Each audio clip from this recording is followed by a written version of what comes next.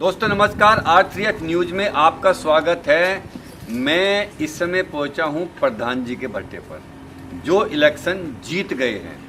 अब हम उनसे बात करेंगे जीतने के पीछे वजह और आगे कराने वाले विकास के कार्यों पर और उनका इंट्रोडक्शन लेंगे। सर नमस्कार। सबसे पहले तो R3H न्यूज की तरफ से आपको बधाई है सर, आप इलेक्शन जीत गए हैं। आपका नाम बताइए सर। मेरा नाम सुधीर कुमार। सुधीर कुमार जी, गांव का नाम? गांव Halalpur, district Baghpat. Sir election पहली बार या इससे पहले भी कोई? इलेक्शन हम दूसरी बार लड़े हैं, इससे पहले हम जो है हार गए थे। तो जनता ने इस बार अपनी वो गलती तो उसे ठीक कर ली। जनता की गलती तो नहीं हम कह सकते, बहुत टाइम की बात होती है। हाँ, अब जनता जनार्दन होती है, किसी को भी जिसको समझने में थोड़ी देर लग गई, बस समझने में थोड़ी देर लग गई। हाँ, ये मैं कन्फर्म बोलूँ, समझने में थोड़ी देर लग गई। तो चलिए सर, अब हम ये जानते हैं कि उन्होंने आपको समझा है, उस समझने के पीछे राजनीतिक वजह है, समाज सेवा है, या आपका अपना कोई प्रभाव है, या पीछे से कुछ आपके घर से आप बता रहे कि पीछे भी आपने इलेक्शन लड़ा था, तो उसमें इन 5 सालों में आपने कुछ ऐसा काम किया है गाँव वालों? नहीं, देखो इसमें सिर्फ और सिर्फ हमने जो लोगों की परेशानी थी जी, उसको समझने की कोशिश करी जी, और उसको समझ के जहाँ तक हमारे से हो सका हम उनकी उस परेशानी को हल किया। तो हमने ऐसा वो चीज़ नहीं किया हमने कि हाँ ठीक है, लेकिन एक अपने विश्वास पे हम चलते रहे, जिससे हमारे में जनता में विश्वास जगा, तो जनता ने हमें विश्वास पे वोट दिया। और ऐसा कोई काम नहीं है, कोई दबाव वाली कोई इस तरह की कोई नहीं है, जनता में विश्वास जगा।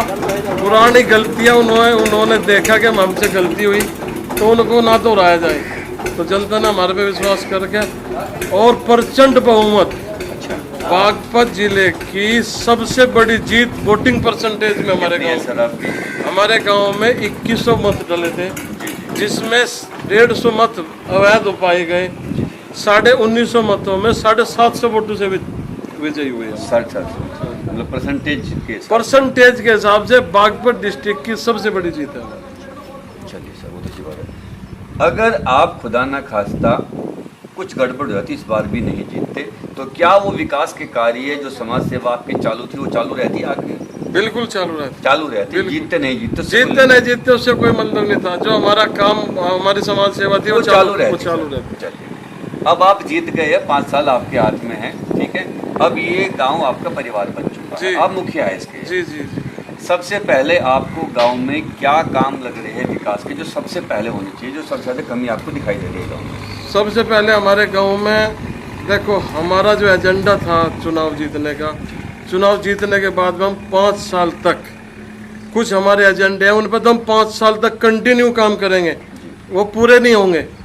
हम कोशिश करेंगे कि आगे भी अगर कोई आएगा तो वो भी फॉलो करे हमारा एजेंडा। कोई क्यों आएगा, काम अच्छे होंगे तो आप ही आओगे फिर। कोई बात नहीं, देखो वो तो जनता जनार्दन है, उनके मन में बात आएगी तो अगर वो चाहेगी तो हम दोबारा भी आएंगे। क्या नाम है सर आपने अपना? सुधीर जी। देखिए, जनता को तो काम चाहिए, आप काम दोगे तो जनता आप ही को चुनती रहेगी। बिल्कुल, जनता का सबसे पहला काम हमें पता है, जनता को राशन जी, पेंशन जी, और शिक्षा, 3 चीजों पे हम 5 साल तक कंटिन्यू काम करेंगे। घर घर पेंशन, घर घर राशन, घर घर शिक्षा हमारा प्रमुख। चलिए सर, एक पॉइंट पे बात कर लेते हैं जी। सबसे पहले शिक्षा पर ही आ जाते हैं। गांव में कितने सरकारी स्कूल है, उनकी क्या पोजीशन है? गांव में 3 सरकारी स्कूल है, 2 प्राइमरी स्कूल है और 1 जूनियर हाई स्कूल है जी, जिनकी मैं आज चाहता हूं कि गांव के हिसाब से उनमें बहुत अच्छा डेवलप है। लेकिन पुराने ठर्रे पर जो गांव के लोग चले हुए हैं कि ये सरकारी स्कूल है, इसमें अच्छा नहीं है, टीचर बहुत अच्छे हैं। अब सिर्फ और सिर्फ यह है कि गांव वासियों के मन में ये विश्वास जगाया जाए कि पैसों की पढ़ाई मत करके, जो गवर्नमेंट सरकारी फैसिलिटी दे रही है, फ्री में राशन भी दे रही है, वजीफा भी दे रही है, बच्चे को बुक भी फ्री में प्रोवाइड, ड्रेस भी फ्री में, अच्छी तरह स्कूल में अपने बच्चों को भेजे और अपने बच्चों को अच्छे टीचर आए हुए हैं उनके साथ में। शिक्षा का स्तर ऊंचा रहेगा, शिक्षा जैसा रहेगा। शिक्षा का स्तर मैं आज समझता हूं कि प्राइवेट से अच्छा है हमारे गांव के सरकारी स्कूल। बहुत अच्छी बात है, यानी कि उन्हें आपको एक सही लाइन पर लाना, सही लाइन पे सही। अगर मैं आपके चैनल के माध्यम से गाँव वालों को एक चेतावनी भी देना चाहता हूँ, अगर कोई परिवार अपने बच्चे को स्कूल में शिक्षित कराने के लिए नहीं भेजेगा तो मैं उसका राशन, पेंशन, सरकारी योजनाएं बंद करवा दूंगा। बहुत बढ़िया सर, क्योंकि देखो शिक्षा सबसे ज्यादा जरूरी है। पढ़ेगा इंडिया तभी बढ़ेगा जी, इंडिया, जी। नहीं तो यहीं रह जाएगा। बिल्कुल, बिल्कुल। बहुत अच्छी बात सर। सर जैसे अभी आप बता रहे 8वीं तक स्कूल है, क्या कोशिश की जा सकती है आपके शासनकाल में से 10वीं या 12वीं तक कराने की? हाँ, बिल्कुल की जा सकती है, लेकिन हमारी कोशिश करने का मतलब यह है कि कोशिश उस काम की करनी चाहिए जो पॉसिबल हो सके। जी। ब्लॉक मुख्यालय से मात्र 1 किलोमीटर दूर हमारा गांव है और 6 इंटर कॉलेज हैं। अच्छा अच्छा, तो तो ऐसी कोई नीड की बात नहीं। ऐसी कोई नीड की बात नहीं है, कोशिश करेंगे अगर बन जाए, लेकिन गवर्नमेंट भी फालतू में पैसा इन्वेस्ट चलिए। नहीं करेगी, उसको नकार दिया जाएगा। चलिए सर दूसरे विषय पर आते हैं, इसी से रिलेटेड है। जी, इस समय हर गांव में नौजवान लाइब्रेरी की डिमांड कर रहे हैं, जो बहुत जरूरी है। जी। क्या ये डिमांड आपके गांव में भी है? बिल्कुल बिल्कुल है। तो हम क्या समझे कि सुधीर जी के शासन में लाइब्रेरी होगी गांव में? सुधीर जी के शासन में लाइब्रेरी कल 26 तारीख है और मंडे का दिन है।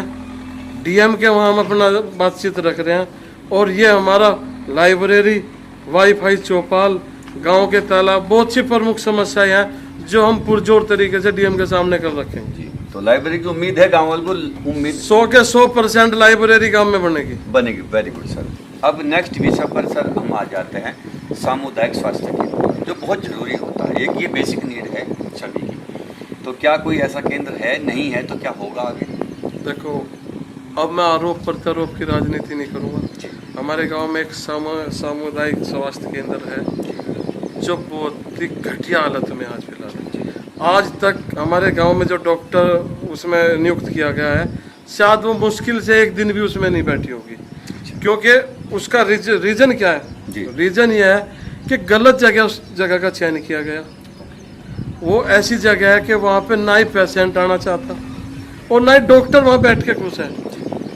तो मैं ये चाहता हूँ कि ठीक है, कोई बात नहीं, जो जहाँ बन गया सरकारी पैसा है, हम ये नहीं चाहते कि उसको गिरा के दूसरी जगह बनाया जाए।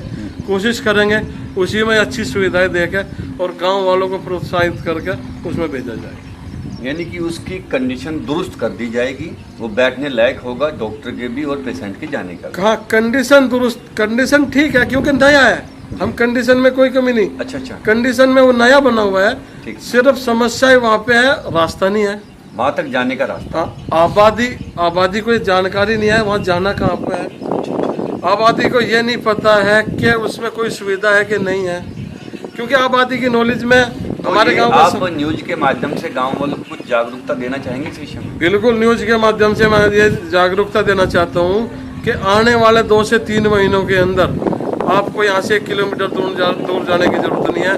हम अपने गांव में जो डॉक्टर बोलेंगे, चाहे वो ग्राम पंचायत के पैसे से लगाना पड़े, जो डॉक्टर सुविधा बोलेंगे वो डॉक्टरों को सुविधा अवेलेबल कराई जाएगी, अच्छे से अच्छे डॉक्टरों को रखा जाएगा और गाँव वालों को रिक्वेस्ट करी जाएगी कि 2 किलोमीटर दूर, 1.5 किलोमीटर दूर ना जाके 500 मीटर दूर अपने घर का होगा।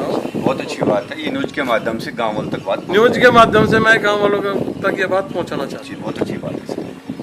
अब हम आते हैं सर शमशान घाट पर। गाँव में अक्सर मैं हर ही गाँव में देखा, किसी एक आध गाँव को छोड़कर ये प्रॉब्लम। हूँ। बहुत बड़ी प्रॉब्लम, 700 साल हमारे गांव को बसे हो गए, 700 साल।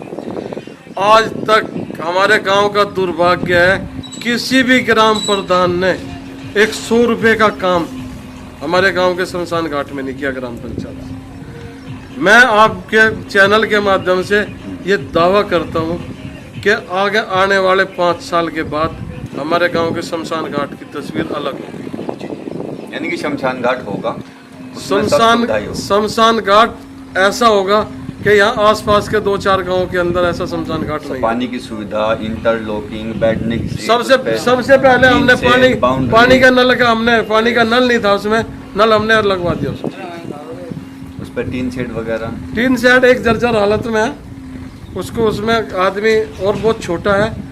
मैं क्या कह रहा हूँ, नथिंग, कोई सुविधा नहीं है, सारी सुविधा अवेलेबल कराएंगे। सब सुविधा। गाँव से वहाँ तक जाने का रास्ता भी प्रॉपर है। गाँव से वहाँ तक जाने का रास्ता अभी प्रॉपर बना हुआ है, उसमें कोई प्रॉब्लम अच्छा, बाकी वही है जो प्रॉब्लम। आज प्रॉब्लम अंदर है, वो दूर करेंगे। चलिए ठीक है सर, बहुत अच्छी बात है। नेक्स्ट विषय आते हैं सर पेंशन का। जी, पेंशन सबकी बनी हुई है या अब आप बनवाएंगे? पेंशन में लोग राजनीति के शिकार हुए हैं। पेंशन जो प्रधान आता है अपने अपने आदमियों की पेंशन बनवाता था, जिसने वोट नहीं दी उसकी पेंशन कटवा दी, जिसने वोट दी उसकी बनवा दी। और ऐसे भी लोग हैं कि जो पात्र नहीं है उनकी भी पेंशन बनवा दी, लेकिन हम उस पर कोई कमेंट नहीं करना चाहते। जी। जिनकी पेंशन है वो गवर्नमेंट की नज़रों में पात्र है। हम कोशिश करेंगे जो आदमी गांव में पात्र है पेंशन का, चाहे वो हमारा वोटर है या नहीं है, हमें उस जिन्होंने आपको वोट नहीं दी उनकी पेंशन का क्या करोगे? जिन्होंने हमें वोट नहीं दिया अगर वो हमारे पास चल के आएंगे तो हम उनकी सबसे पहले पेंशन कोई फर्क नहीं पड़ता। कोई फर्क नहीं पड़ता हमें इस बात में, कोई हमारा कोई एजेंडा नहीं है कि इसने वोट दी इसने नहीं दी, लेकिन हाँ सिर्फ और सिर्फ इतना आपको सेवा करनी है। सेवा करनी है, लेकिन जो पहले वो पहले, जो बाद में वो बाद। यानी कि जो पात्र है, जो पेंशन के पात्र है, सुधीर जी कहना है उनकी सभी की बनेगी। इससे हमें कोई लेना देना नहीं है अब किसने इलेक्शन में क्या किया क्या नहीं किया। अब पूरा गांव सुधीर जी का है, सभी इनके लिए एक समान है। ये एक समानता की ही राजनीति करेंगे, सेवा करेंगे और सबकी पेंशन बनेगी जो उसके पात्र होंगे। बिल्कुल एक समानता की कोई द्वेष भावना नहीं रखी जाएगी भाई। बस हमें पता चलना चाहिए कि किसको जरूरत है, जो पात्र है, जो पात्र है अगर वो हमारे पास आएगा तो 100 के 100% उसका काम होगा। सर इसी से रिलेटेड एक दूसरा क्वेश्चन है। गांव में कुछ छोटा तबका होता है सर जिसके अपने घर नहीं होते हैं तो टूटे फूटे होते हैं, क्या इस तरफ सुधीर जी का कोई कदम होगा? बिल्कुल हमारा इस तरफ भी कदम है हमारा, और हमने बहुत से ऑफिस में जहाँ तक जिस ऑफिस में काम होता है उस ऑफिस में कन्फर्म भी किया। हमारे गांव का ये भी एक दुर्भाग्य है कि हमारे गांव में आज भी 20% घर कच्चे मकान बने हुए हैं और उनकी छत टूटी हुई है। लेकिन पुराने जो प्रधान हैं, इससे पहले जो प्रधान है, मैं नाम नहीं लेना चाहता, इससे पहले जो प्रधान थे उसने हमारे गांव में से लिख के दिया हुआ है अपने हाथ से कि हमारे गांव में कोई मकान कच्चा नहीं। तो हमारे रास्ते बंद कर दिए। हमारे रास्ते बंद करने के बाद में हम ऑफिस में जाके अब हम प्रॉपर वीडियोग्राफिंग करा रहे हैं, सारी चीज़ करा के हम सामने रखेंगे अधिकारियों के। ये सच्चाई तो ये है, और जो आपको बताया गया वो झूठ है। तो मतलब अब सबको घर मिलेंगे, सबको घर मिलेंगे अगर गवर्नमेंट एग्री होती है। हमारा काम है गवर्नमेंट के पटल पे अपनी बात रखना, करना ना करना उनके हाथ की बात है। अगर गवर्नमेंट चाहेगी तो हम पूरे गांव में गरीबों के हक की लड़ाई, गरीबों के हक की लड़ाई लड़ेंगे हम। चलिए बहुत अच्छी बात सर। अक्सर गांव में नौजवान भाई हमारे खेल के मैदान की भी मांग कर रहे हैं, क्या कोई ऐसा छोटा मोटा मैदान पहले से है या आगे आपके एजेंडे में है? कोई हमारे गाँव में कोई खेल मैदान नहीं है। खेल मैदान का हमारा प्रमुख एजेंडा भी है। हाँ, नौजवानों की भावनाओं को हम समझते हैं और कोशिश ये रहेगी कि आने वाले साल भर के अंदर अंदर हम खेल मैदान पर काम स्टार्ट कर पाएँ, खेल का मैदान भी हो जाएगा। देखिए आपने सुधीर जी की बात सुनी है, वो शमशान घाट को लेकर वो बता रहे कि आसपास के इलाके में सबसे बेहतरीन शमशान घाट जो होगा वो लालपुर का होगा। लालपुर का होगा। खेल का मैदान होगा, लाइब्रेरी होगी, यहाँ की सड़कें ठीक होगी, पेंशन होगी सबकी, गरीबों के घर होंगे, उनकी ये लड़ाई लड़ेंगे। राशन सबको मिलेगा, सबको राशन मिलेगा। अगर किसी को राशन, मैं आपके मीडिया के माध्यम से एक चीज़ और ग्रामवासियों को बताना चाहता हूँ राशन के बारे में। अगर किसी को 1 ग्राम भी राशन कोटेदार कम देता है वो मेरे से आके मिले, मेरे से बातचीत करे। आपका हक में मरने, गरीबों का हक में मरने नहीं दूंगा। सर बहुत अच्छी बात है कि आप गरीबों के लिए इतना बड़ा काम करेंगे, तो सर फिर जनता नेचुरली फिर आपके साथ। वो देखो हम इस चीज़ के लिए नहीं बोलेंगे, वो जनता के विश्वास की बात है। हम अपना काम ये बात मान के नहीं करेंगे कि जनता हमारे पे विश्वास करे, हम आगे से हमें लेकर आए, नहीं, वो हमारा कोई एजेंडा नहीं है। हमारा एजेंडा सेवा करने से है।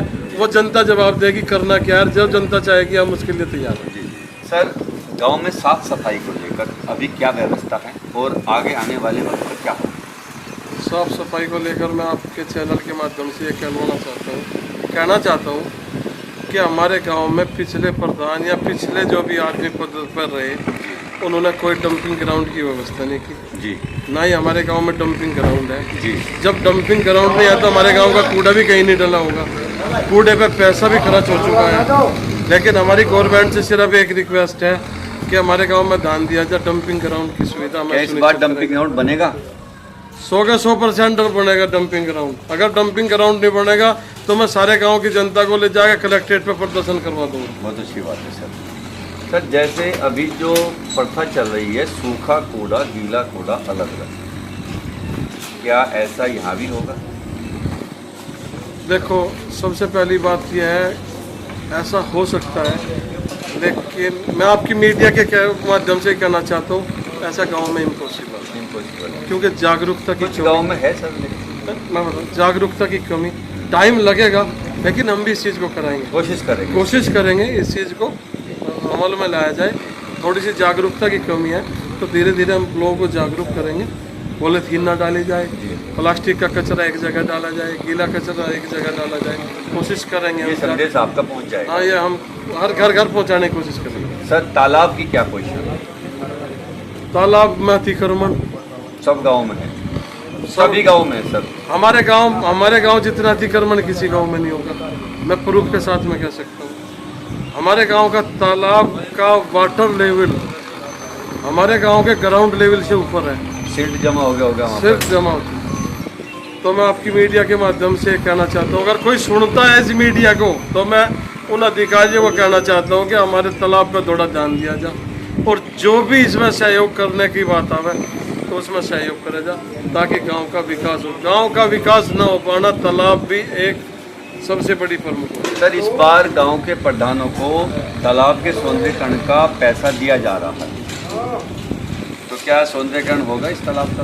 बिल्कुल, अगर सरकार चाहेगी, अगर सरकार पैसा दे रही है तो सौंदर्यीकरण करेंगे उसमें। और अगर सरकार के अलावा भी हमें ग्राम पंचायत से कुछ फंड लगाना पड़ेगा उसमें, तो भी। चलिए, देखिए, अभी आपने सुधीर जी की बातें सुनी, विकास के सभी कार्यों पर आपने इनकी बात सुनी, सभी बातों में ये पॉजिटिव है। यहाँ पर कुछ लोग और बैठे, चलिए हम उनसे भी बात कर लें। एक बात और मैं कहना चाहता हूँ। हाँ जी, बोलिए सर। एक, मैं आपकी मीडिया के माध्यम से गाँव में गलत काम करने वाले को संदेश देना चाहता हूँ। हाँ, बिल्कुल। या तो सुधर जाओ या फिर जेल जाओ। करेक्ट। हम गलत काम, दारू की बिक्री नहीं होने देंगे, सुल्फा नहीं बिकने देंगे, सट्टा नहीं खेलने देंगे। ये काम अगर कोई कर रहा है तो मैं आपकी मीडिया के माध्यम से उसको बताना चाहता हूँ, या तो सुधर जाओ या फिर जेल जाओ। देखिए, सुधीर जी का, प्रधान जी का कहना है कि गांव की बागडोर इनके हाथ में है, ये ना गलत करेंगे ना ही गलत होने देंगे। वो सभी के लिए है ये बात, पर्टिकुलर ये बात किसी एक इंसान के लिए नहीं। ये गांव आपका है, इसे साफ सुथरा रखिए, स्वच्छ रखिए। और स्वच्छ कैसे? सफाई से स्वच्छ नहीं, हर काम से, यानी कोई गलत काम भी नहीं होना चाहिए, वो भी स्वच्छता में ही आता है। चलिए, कुछ लोग यहाँ बैठे हैं, उनसे बात पॉइंट आपने और छोड़ दिया हमारे गाँव का। बताइए। आपको याद दिला देता हूँ, हमारे गाँव में एक पेयजल व्यवस्था के लिए पानी की टंकी है। अच्छा। पिछले 8 साल हो गए पानी की टंकी का निर्माण हुए और पिछले 5 साल से वो रनिंग में है। सबसे पहले तो मैं आपको बता देता हूँ कि उसमें घटिया सामग्री का निर्माण लगाई गई जी, और मानक के अनुरूप स्ट्रेंथ भी उसकी कम है। आज फिलहाल कोई भी आदमी उसको कर ले। हमारे गांव में टंकी प्रॉपर हालत में चालू नहीं है। टंकी को चलाने वाले ऑपरेटर की पिछले 5 साल से एक पैसा वेतन का नहीं दिया गया उनको। तो हमारे गांव की टंकी में पाइपलाइन करा, पूरी टंकी जर्जर हालत में है, नहीं बनी हुई, जर्जर हालत में। पाइपलाइन की वजह से मैं बोलना चाहता हूँ, गांव में पानी कहीं नहीं जा रहा। जब टंकी का प्रेशर छोड़ते हैं तो पाइप फट जाते हैं। हमारे टंकी की हालत को सुधार कराया जाए, तो ये इसके लिए आपका पूरा प्रयत्न है। इसके लिए मेरा पूरा प्रयत्न है। अब मैं आपसे इजाज़त लेता हूँ।